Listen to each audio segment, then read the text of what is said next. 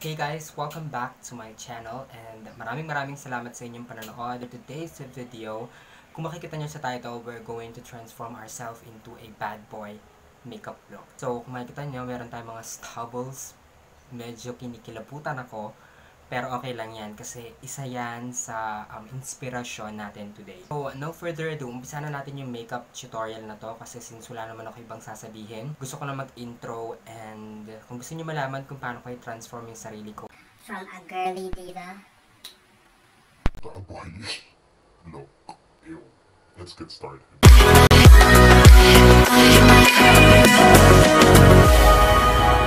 Okay, for this look, hindi naman ako gagamit ng super full coverage na foundation since ang mga boy naman is hindi sila literally na naglalagay ng foundation. So, parang matakpan lang natin yung ating mga, alam mo na, chismis to the max, etc. But before that, maglalagay muna ako ng primer or I'm gonna use this Glam Skin Manila Aloe Vera Facial Mist. So, ito yung gagamitin ko sa aking face today para hindi na ako maglalagay ng mga oil, cream, or whatsoever na primer. So, spray ko lang siya. Ganyan. Ang bango niya. Then, pat niya lang yung skin niya para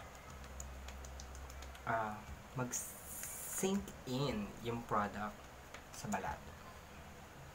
Now, pupunta na tayo sa ating foundation. Okay, for the foundation, ito yung lang gagamitin ko. Very simple and minimal lang. This is from Careline BB Cream Whitening Natural Derma Tested in the shade Natural. Okay? So, ito yung ilalagay natin sa ating buong face. Ito kasi medyo minimal lang yung coverage nito. Pero nakakapagbigay siya ng flawless finish. Tapos, huwag natin masyadong takpan yung ating mga sumpa kasi makukoveran siya, so magda-light siya. Mamaya, dadagdagan na lang natin yung ating buhok-buhok dyan kung kinakailangan. Tapos, I'm gonna use my all-time favorite beauty sponge from Miss Bella PH. Then, i-blend ko lang yung foundation.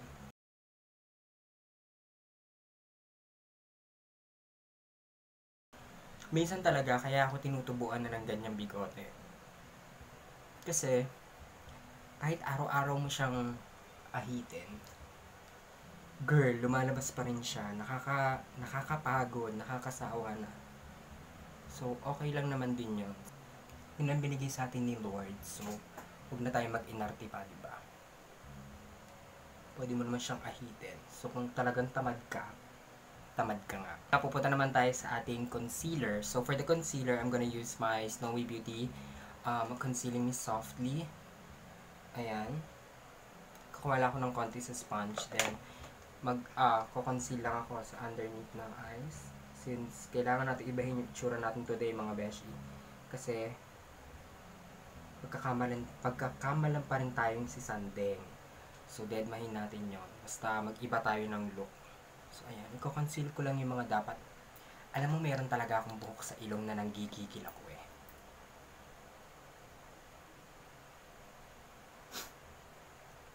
Ayun. Wala na siya. Okay. Back to this concealer. Sa mga gusto mag-transform or lokohin nyo ang inyong mga jowa na kayo ay naging lalaki na. Maloloka sila. Okay, now for the powders, I'm gonna use a 2 powder again. This one is from Glam Skin Manila, yung Just Blend nila. Ang unahin ko for my under eye area is itong light beige.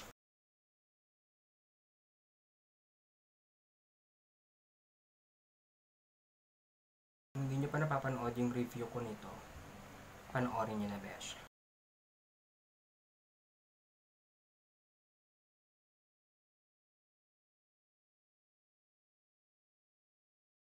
Okay, since gusto ko maging deeper ng konti yung aking skin, I'm gonna use a 2 powder again from Vice Cosmetics. This one is yung Flawlessa. Ayan, ito yung Flawlessa. And then yung isa is Morena. So for my full face, I'm gonna buff this all over my entire face. Okay, so ayan. Ito yung gagamitin kong setting powder sa aking buong mukha.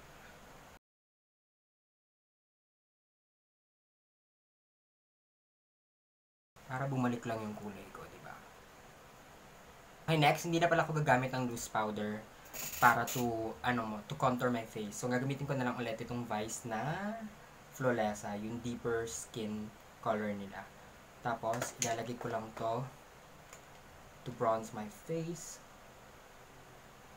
Kasi pwede nyo rin talaga siyang gamitin as a contour powder.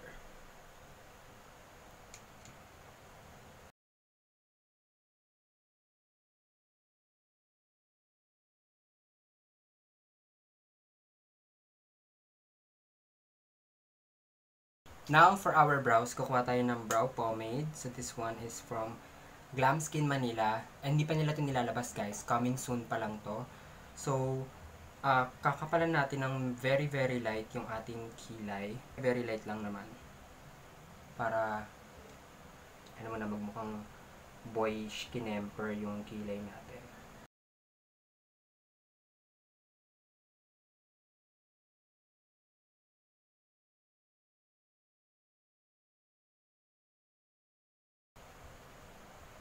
Ayan.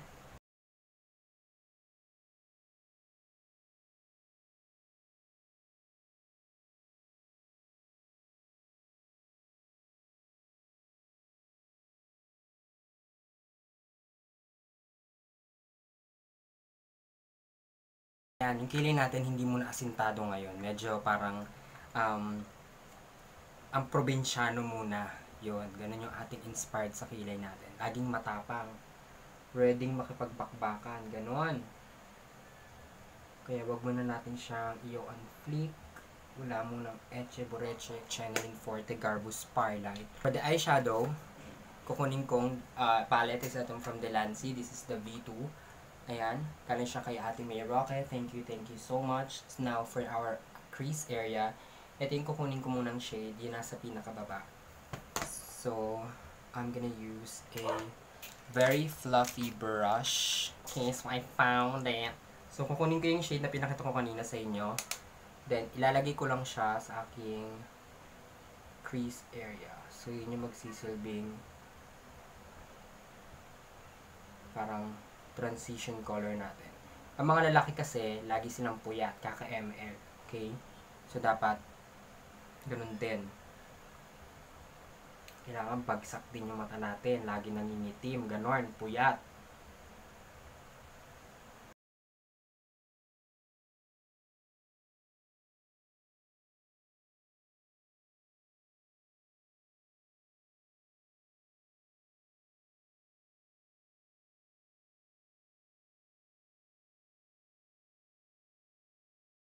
Kukuha naman tayo ng ganitong brush. I think this one is smudger brush. Kukunin niyo ulit yung same shade na nilagay natin sa ating crease area. Tapos, lalagay niyo siya sa ilalim. So, ang gagawin niyo, gaganyan kayo, di ba? Tapos, yung etong namumugto dito, hindi niyo siya lalagyan ng eyeshadow. So, dito lang tayo sa ilalim. Para magkaka-shadow lang. Ganun.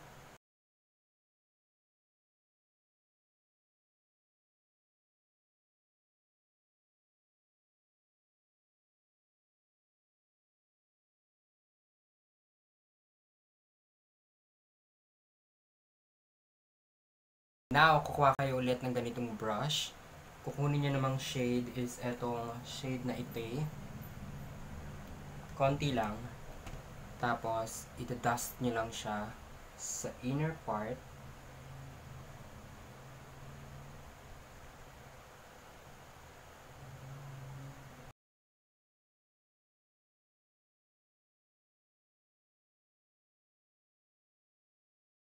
Tapos sa outer part din.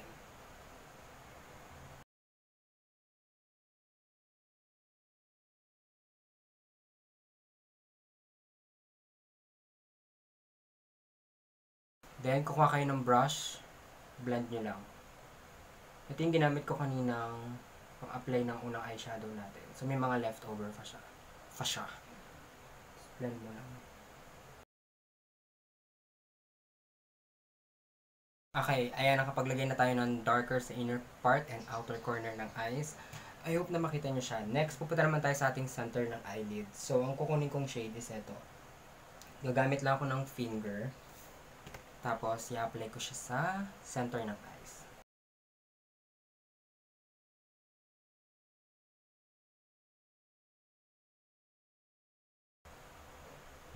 There. Tapos kukuha lang ako ng black na eyeliner from Colorette. Then, maglalay na ako ng eyes, pero hindi ako maglalagay ng wing. So, natural lang.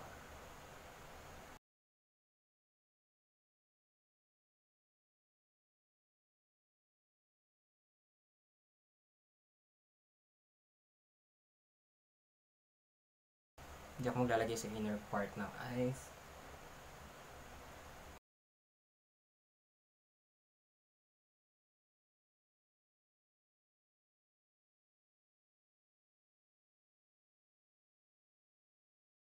Next, kukuha ko ng NYX Jumbo Pencil and Milk.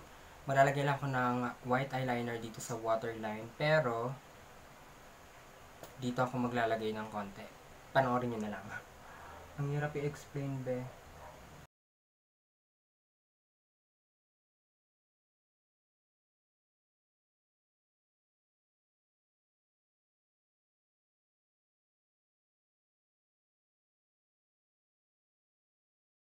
Okay, now pupunta naman tayo ulit dun sa brown na eyeshadow na kinuha natin, which is here. Then, kukuha lang kayo ng maliit na brush. Parang ganito. Tapos, maglalagay kayo ng shadow sa ilalim nun.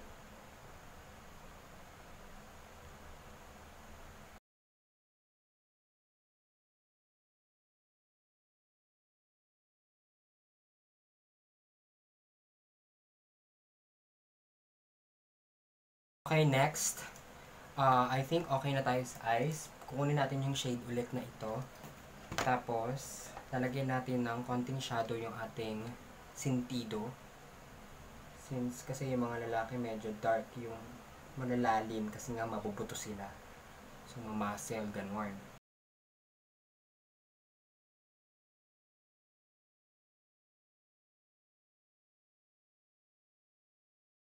Tapos, same shade din. Maglalagay tayo ng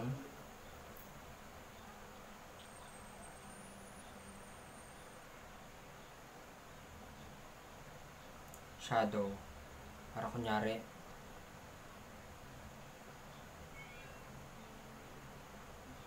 payat tayo, ganun.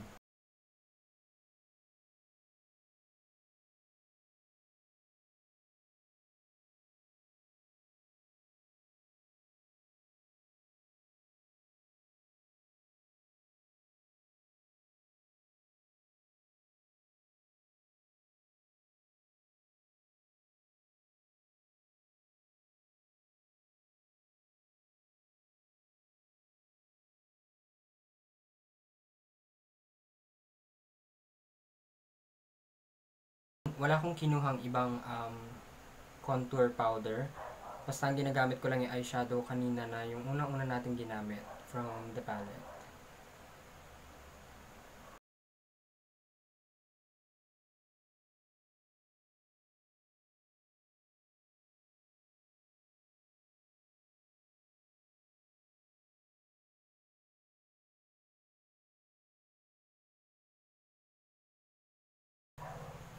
Nilalagay din ako ng shadow dito sa gilid para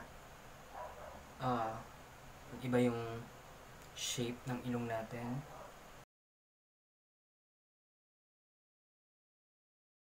Makikita niyo, iba na siya.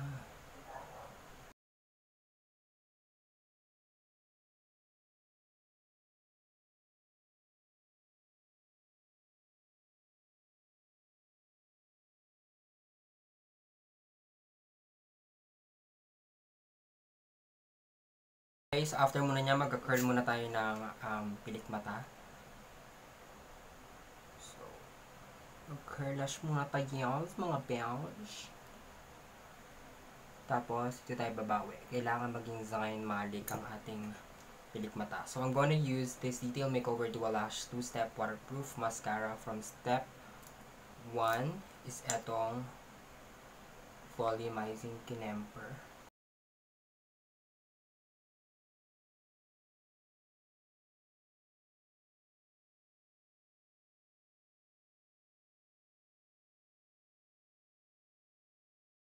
So, hindi na ako mag-i-step 2.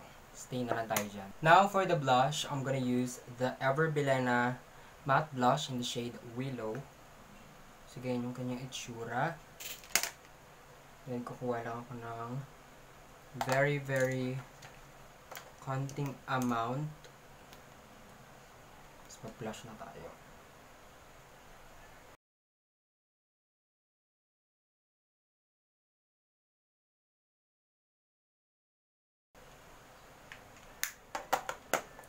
There. Tapos, kukuha tayo ng darker contour. I'm gonna use the City Color Contour Effects. This one. Ito yung shade na to. Para sa ating jawline.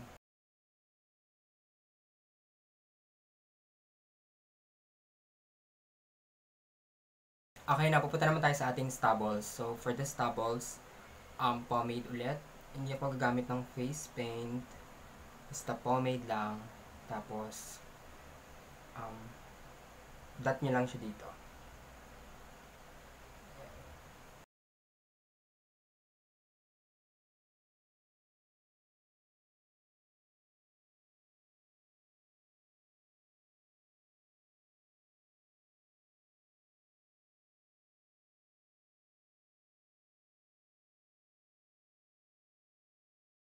Okay, for the lips, gusto ko na lang yung natural lips ko. So, nalagyan ko na siya ng powder.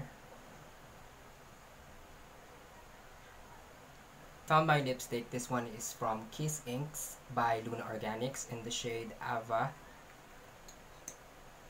Tapos, lalagay ko lang siya sa lips ko.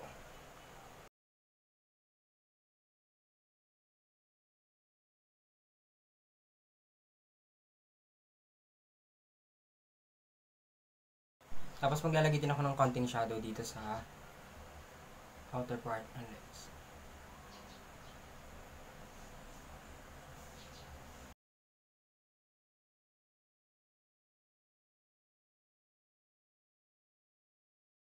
Okay, so this is our final look. Then maglalagay lang ako ng accessories. Mag-change lang ako ng clothes. Inaayusin ko yung hair ko. I will be right back to you guys para sa ating final aura. We'll go through the wastelands, through the highways, till my shadow turns to sun rays. And on we'll go through the wastelands, through the highways, and on we'll go.